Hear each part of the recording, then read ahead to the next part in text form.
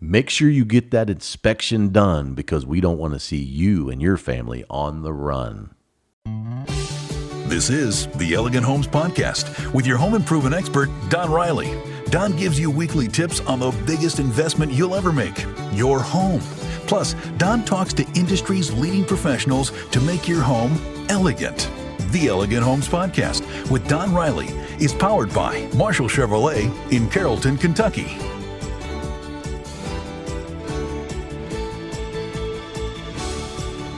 Welcome back to another episode of Elegant Homes. I'm your host, Don Riley, where we make every home elegant, one home at a time. Well, it is another successful Elegant Home Podcast week, and we have been diving into a lot of different scenarios and home improvement projects and giving you great tips. If you watch our Instagram and TikTok, we try to provide you a nice tip of the week every week. So we're doing a lot of exciting things, collaborating with a lot of people in the entertainment business to bring some new artist interviews. So we just doing a lot of cool stuff and got some really cool stuff coming about. So we hope you are enjoying the Elegant Home Podcast, and we hope you continue to support us and our mission to make your home elegant. And today we want to talk about inspectors. People ask me all the time, when we purchase a home or sell a home or maybe doing a home improvement project, Don, what is the real reason for an inspector? Well, today we're going to tell you a short and sweet answer for this. So let's say you're selling a home and you have to do a final inspection before you sell the home, which usually the buyer coming in is the finance company's always, or the bank's going to want you to always do an inspection before you sell it, just to make sure everything checks out.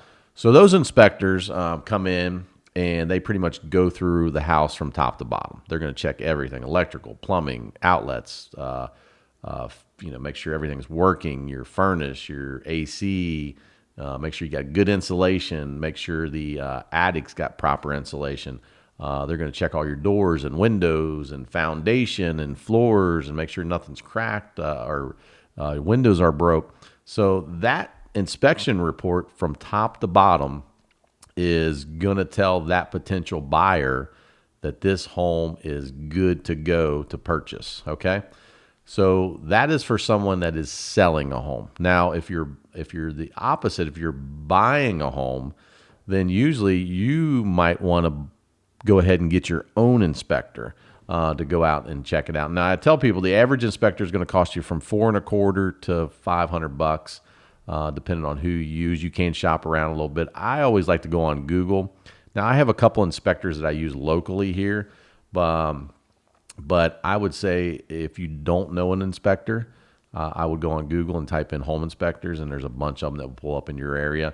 And always, talk to a few of them before you just dive into one and get their ratings. One of the guys that I use locally here is Matt Combs. Matt's really good. He's very well known in Northern Kentucky. I'll give a shout out to Matt Combs Inspections. Matt's been doing it for me for a long time. Great guy, good family man, and does a great job. He's a great inspector, and now he's got his own guys that go out too. So Matt, congratulations to you, and you do an incredible job. So Matt Combs, he's one of the guys, like I said, you can reach out to if you live locally right here in our hometown.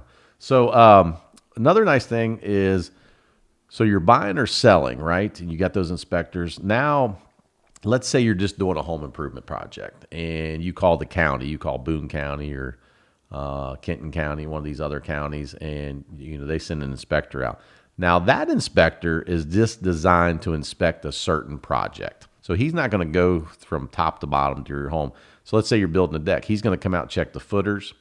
He's going to check the attachment to the house. He's going to make sure everything's solid and stable.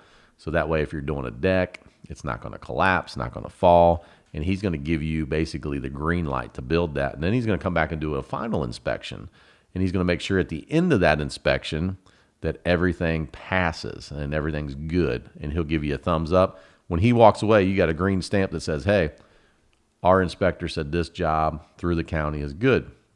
Now, a lot of people say, well, I don't need an inspection. I don't need to call the county. And so you don't. I mean, if you don't. Now, the only thing is if they do catch you building a project without a permit, you will be fined. And sometimes they can make you take down the project too. I've actually seen counties go in for let's say decking, for example. You don't pull a permit. They come in the neighborhood. They're inspecting something next door. They see you built a deck. You don't have a permit. They will go back and check in the office. 3336 William Street. Oh, they don't have a permit for this deck. They knock on your door. Hi, I'm Inspector Bill. I'm with the Boone County or Kenton County Building Department, and I want to ask you a quick question. Did you get a permit for that deck? I did not. Who built it? Oh, Elegant Homes built that. Well, did they get a permit? No, they did not get a permit.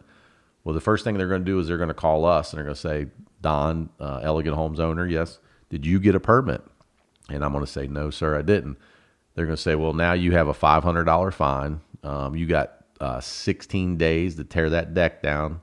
I mean, it could go that far. It usually doesn't go that far, but they give you between 15 16 days to wreck they call it wreck the project.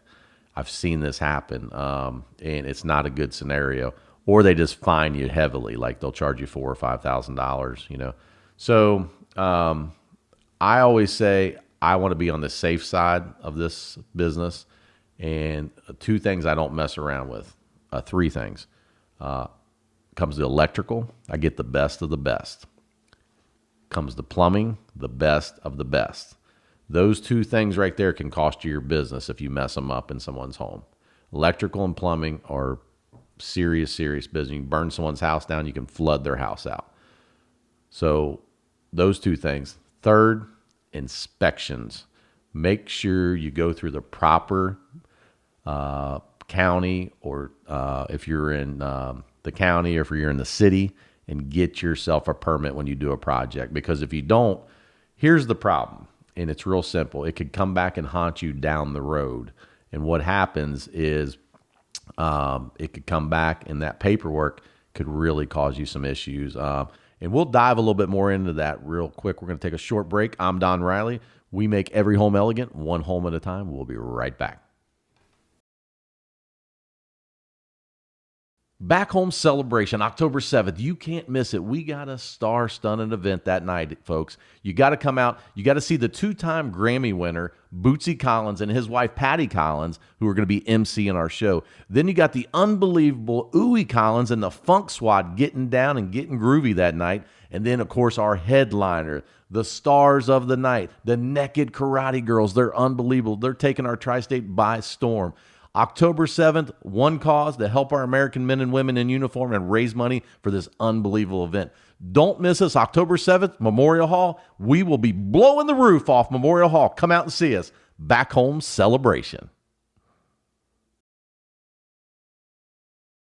Are you looking for that new truck, maybe that new Silverado, or maybe even that new Trail Boss? I'm telling you, those new Trail Boss look really good. You got to stop out and see my good friend Rob Marshall at Marshall Chevrolet in Carrollton, Kentucky. Their team is bar none the best. I've bought all my vehicles for the Elegant Home Podcast right there, and I'm telling you, these guys get it done. Have you looked at their social media lately? They are shipping vehicles out the door left and right, and I'm telling you, their vehicles are top notch. I love Marshall Chevrolet in Carrollton, Kentucky, and I'll tell you why.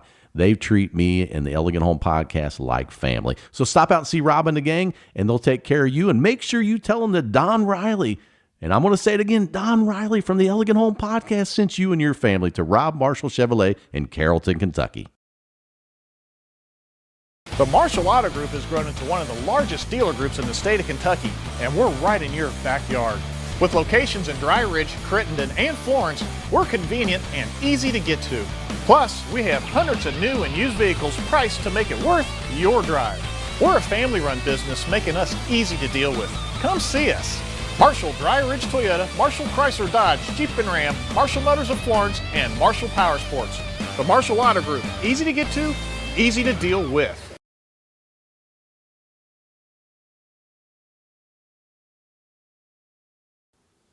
Welcome back to Elegant Homes Podcast. We took a short break right there. And, We're talking about inspections today and inspection reports and counties and cities where you really need to get a permit for any project that you do that is adding space. Now, there is a rule in the inspection business. So if you have a deck and you're just putting new deck boards down, you're leaving the framing in the footing alone, you don't have to get a permit. If you're building an addition on the back of your house, you're going to have to get a permit. If you have a space that's already there in your home, and let's just say you want to tear the drywall down and maybe change some rooms up and frame it up a little bit and just put some drywall back up, you have no electrical, no plumbing, you don't need a permit. Okay. Anytime there's electrical or plumbing involved in a wall, in a floor, in a ceiling, you're going to need a permit. But one of the things that I also like to say is, so you get this inspection done and everything passes. That's a great scenario. Okay. Let's go to the other side of the coin. Let's say you don't pull a permit. Okay. And then your neighbor calls 2 years down the road. You get into it with your neighbor and they say, I'm going to call. They didn't pull a permit for that deck. And the inspector comes out, goes through the whole thing. You get fined. I hope to God that they don't make you tear it down. So these scenarios are just not good. So I say, save yourself the hassle. Go to your local city or county. Get yourself a county or city permit, and do the job right. Now, here's the other thing. The financial part of this is really deep. So let's say 5 years from now, you go to sell your house and you put an addition on it, or you added a bathroom or a basement finish, and you didn't let the county assess your home for that kitchen or that bathroom or that basement. Well, as soon as the realtor comes in and starts asking you all theyese questions about when'd you update this, when'd you update that, and you tell them and they note all that, well, then the buyer sends in the inspector to go over the home, and they start saying, oh, nice kitchen. When was this kitchen added? This wasn't, and they can see when the house was built that it's not the original kitchen. Well, did they pull a permit? So they can go back and research and find out, if you didn't pull a permit for that basement or that kitchen, and it could cause you problems. And the other thing too is, let's say when you go to sell it, the financial end of it could be devastating for you because, they might charge you fees and fines for that particular project because if you were the one that did it and didn't pull the permits, you could have some big problems. So do yourself a favor and pull permits, do it the right way. Always be upfront, honest. Honesty just always pays off at the end of the day, and you won't have these issues. And we make sure as a contractor that we're always pulling permits and doing things the right way because half of my day is spent dealing with different counties on different projects. It's funny, and I'll tell you this real quick short story. We just did a basement, and the inspector comes out, and it's funny because all these inspectors, one inspector might be really funny about a certain thing and another inspector might not be. So in basement situations, we had to do a process called fire stopping. Now, some inspectors want you to put wood in between 16 on center in between the ceiling. Now, what happens is you turn a 2x4 upside down and you put it if you're looking up, it's right above you and it's flat. So that way, if a fire starts in the wall, it's called a burnout. It stops that fire from getting to the second floor, and it saves you some time. It gives time for the fire department to come. So they call this fire blocking. Now, some inspectors want you to use wood and block it out. Some inspectors want you to use foam, spray foam, and you got to spray the foam in between the joist and the ceiling. So one inspector came out and said, on one particular job, I had no problem with you guys doing it this way. And then we just started this basement. The guy comes out and says, no, we're not going to use wood. You got to use foam. I want you to foam fill all these cavities because if there's a burnout, I want it to be able to stop there and give it so much time. So they figure it saves you about 10 to 15 minutes, which could save your home if the fire department's coming and it stays contained in that basement and doesn't reach the second floor, what we call that burnout scenario, so it doesn't burn out to the next floor. So it is a really good thing to have. You want to make sure if you're doing a basement, make sure your contractor is fire stopping. That's so important. And we always fire stop when we do basements. Of course, we go through the permitting process and they make you fire stop. So always make sure if you're using a good contractor that you're fire stopping, and it will save you money, and it could save you from losing your home if you ever had a fire in the basement. You know, if your furnace caught on fire or something, it could be that 15 minutes that you need to get the fire department there, put the fire out before it reaches the second floor or the third floor. So you could save your home from devastation. So this has been the Elegant Home Podcast. I'm Don Riley, where every week we put out some exciting new tips. Stay tuned because we'll get some good tips we're coming out within the next few weeks. So you can see some tips here at the Elegant Home Podcast. And we'll look forward to seeing you next time right here at the Elegant Home Podcast. I'm Don Riley, where we make every home elegant, one home at a time.